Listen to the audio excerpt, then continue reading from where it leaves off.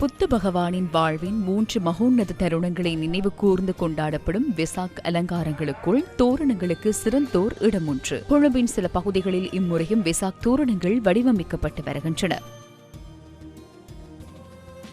இலங்கையின் புராதன வெசாக் அலங்கார பந்தலான தொட்டலங்க தோரணம் அனைவரது கவனத்தையும் இம்முறையும் ஈர்த்துள்ளது.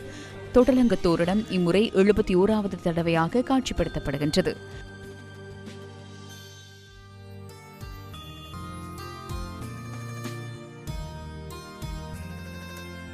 பாலிகுடை நவலோக வெசாக் அலங்கார பந்தல் இம்முறை 65வது தடவையாக வடிவமைக்கப்பட்டுள்ளது.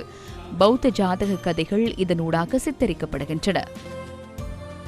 கிஜ்ஜ ஜாதக கதையை பிரதிபலிக்கும் தெமிட்டகுட தோரணமும் இம்முறை 45வது தடவையாக வடிவமைக்கப்பட்டுள்ளது.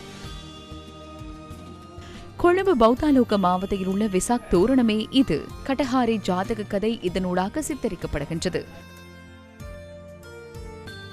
புறக்கோட்டை ஒன்றிணைந்த போதிராஜ சங்கத்தினால் காட்சிப்படுத்தப்படுகின்ற புறக்கோட்டை தோரணத்தினூடாகவும் பௌத்த ஜாதக கதை சித்தரிக்கப்படுகின்றது. தேசிய வெசாக் கொண்டாட்டத்துக்கு இடையாக மாத்திரை தக்ஷண பிரபா வெசாக் வலயம் ஜூன் மாதம் 3ஆம் தேதி வரை நடைபெறவுள்ளது.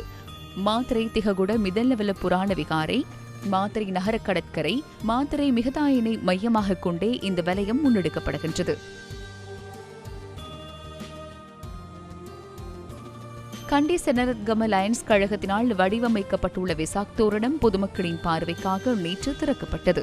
எதிர்வரும் 31ஆம் தேதி வரை இந்த வெசாக் அலங்கார பந்தல் காட்சிப்படுத்தப்படவுள்ளது.